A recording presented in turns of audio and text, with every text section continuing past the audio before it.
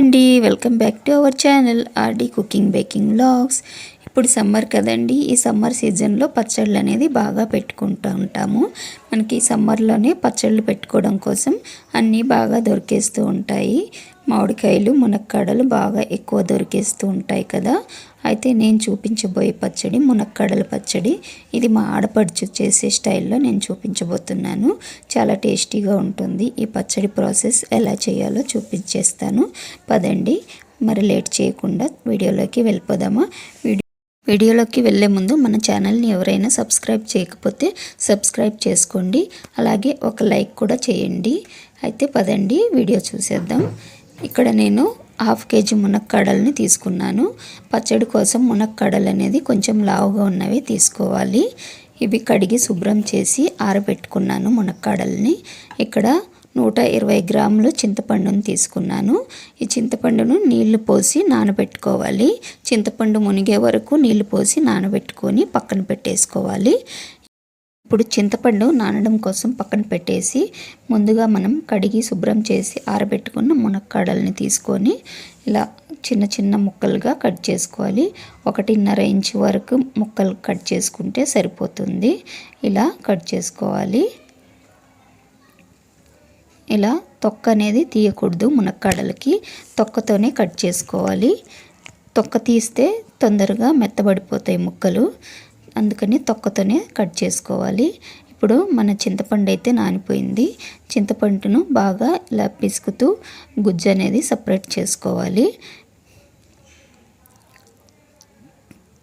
చింతపండును బాగా ఇలా పిసికి గుజ్జు సపరేట్ చేసుకొని ఇప్పుడు ఒక స్ట్రైనర్ తీసుకొని మనం ఏ ప్యాన్లో అయితే చింతపండు గుజ్జును ఉడకబెట్టుకుంటామో ఆ ప్యాన్లో ఈ స్ట్రైనర్ పెట్టి ఈ చింతపండు గుజ్జునంతా తీసుకోవాలి. ఇలాగా పిండుతూ తీసి పక్కన పెట్టుకోవాలి. మనం చింతపండులో ఒకసారి పోసిన నీళ్ళే సరిపోతాయి. రెండోసారి పోయాల్సిన అవసరం ఉండదు. ఒకసారి పోసిన నీళ్ళతోనే గుజ్జు వచ్చేస్తుంది. ఆ గుజ్జే సరిపోతుంది. ఇప్పుడు స్ట్రైనర్ కింద గుజ్జు అంటుకొని ఉంటుంది కదా, ఆ గుజ్జు అంతా చేత్తో ఒకసారి ఇలా తీసేయాలి. ఇప్పుడు ఈ చింతపండు నెక్స్ట్ డే మనం సాంబార్లో అయినా వాడుకోవచ్చు, ఫ్రిడ్జ్లో పెట్టేసుకొని. ఇప్పుడు స్టవ్ ఆన్ చేసి చింతపండు గుజ్జుని బాగా ఉడికించుకోవాలి.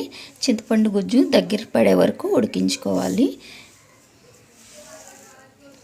చింతపండు గుజ్జుని మధ్య మధ్యలో కలుపుతూ ఉడికించుకోవాలి. అలా వదిలేయకూడదు. వదిలేస్తే కింద మాడిపోతుంది చింతపండు గుజ్జు. ఇలా కలుపుతూ ఉడికించుకోవాలి. చూడండి, ఈ కన్సిస్టెన్సీ వచ్చే వరకు కలుపుతూ ఉడికించుకోవాలి. ఇప్పుడు చింతపండు గుజ్జు అనేది రెడీ అయిపోయింది. ఈ కన్సిస్టెన్సీలో వస్తే సరిపోతుంది. ఈ చింతపండు గుజ్జు అనేది రెడీ అయిపోయింది. ఇది పక్కన పెట్టేసి మరొక ప్యాన్ స్టవ్ మీద పెట్టి ఇప్పుడు ఇందులో మెంతులు వేపుకుందాం. ఇక్కడ నేను 1 టీ స్పూన్ మెంతులు వేస్తున్నాను. మెంతులను కొంచెం దూరగా వేపిన తర్వాత ఇందులో మనం ఆవాలు వేసుకోవాలి. ఇక్కడ మెంతులను దూరగా వేపాను. ఇప్పుడు ఇందులో ఆవాలను వేస్తున్నాను. 4 స్పూన్లను ఆవాలను వేసాను. 1 స్పూన్ మెంతులు, 4 స్పూన్ల ఆవాలను వేసి ఇలా వేపుతున్నాను. మెంతులు కొంచెం దూరగా వేగిన తర్వాతనే ఆవాలను వేసి వేపుకోవాలి. రెండు ఒకేసారి వేస్తే ఆవాలు మాడిపోయి మెంతులు పచ్చిగా ఉండిపోతాయి. ఇప్పుడు ఆవాలు వేసిన తర్వాత కొంచెం దూరగా వేగిన తర్వాత మళ్ళీ 1 స్పూన్ జీలకర్ర వేసుకోవాలి. జీలకర్ర అనేది ఆప్షనల్ అండి. నేనైతే జీలకర్ర వేస్తున్నాను. జీలకర్ర వేయడం వలన కొంచెం స్మెల్ అనేది పచ్చట్లో బాగా వస్తుంది, టేస్ట్ కూడా బాగుంటుంది. మీరు మెంతులు, ఆవాలు, జీలకర్ర వేపి పక్కన పెట్టేసుకొని ఇప్పుడు స్టవ్ మీద కడాయి పెట్టి ఇక్కడ నేను ఆవాల నూనె వేస్తున్నాను. కడాయిలో మామూలుగా అయితే మన తెలుగు వాళ్ళందరూ పల్లీల నూనె వాడతారు. నేను కూడా పల్లీల నూనెని వేద్దాం అనుకున్నాను, కానీ మాకు దగ్గరలో షాపుల్లో పల్లీల నూనె అయితే దొరకలేదు. అందుకోసమని నా దగ్గర ఆవాల నూనె ఉంటే ఆవాల నూనెని పచ్చడిలో యూజ్ చేస్తున్నాను. పచ్చడిలో ఆవాల నూనె కూడా వేస్తే బాగుంటుందండి. నేనైతే ఎక్కువ వాడుతూ ఉంటాను ఆవాల నూనె. కొత్తగా తినే వాళ్ళకైతే నచ్చదు ఆవాల నూనె. మాకైతే అలవాటు ఉంది కాబట్టి నేను ఇక్కడ ఆవాల నూనెని వాడుతున్నాను. పచ్చడి ఎక్కువ రోజులు ఉంటుంది ఆవాల నూనె వేస్తే. నచ్చని వాళ్ళైతే తినలేరు. మాకైతే అలవాటు ఉంది కాబట్టి మేము తింటాము. ఇంకా ఇక్కడ ఆయిల్ వేడైన తర్వాత మునక్కాడల్ని వేసి ఇలా దోరగా ఫ్రై చేసుకోవాలి. ఎక్కువ ఫ్రై చేయకూడదు, అలానే లైట్గా కూడా పచ్చి పచ్చిగాని తీయకూడదు. పచ్చి పచ్చిగా ఉన్నాయంటే పచ్చడి తొందరగా పాడైపోతుంది, ఫంగస్ వచ్చేస్తుంది పచ్చడిలో. నేను ఫస్ట్ టైం మునక్కాడలు పచ్చడి చేసినప్పుడు కొంచెం దూరగానే వేపి పక్కన తీసుకొని పచ్చడి చేశాను మునక్కాడల్ని. అప్పుడు నాకు ఫంగస్ వచ్చేసింది పచ్చడిలో.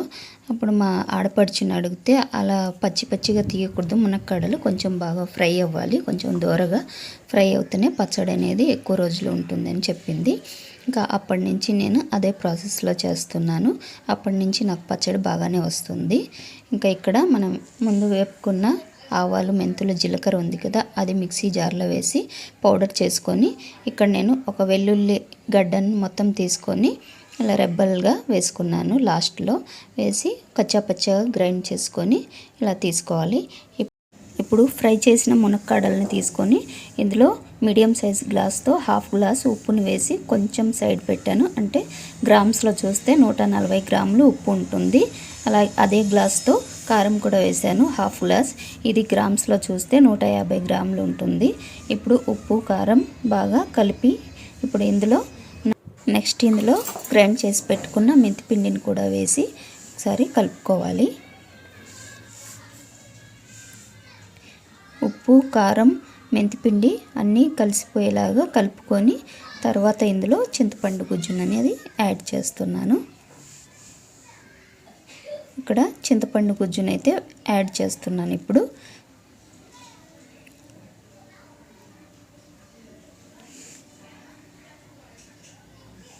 చింతపండు గుజ్జును కూడా ఈ కారం ఉప్పులో బాగా కలిసిపోయేలాగా ఇలా కలుపుకోవాలి.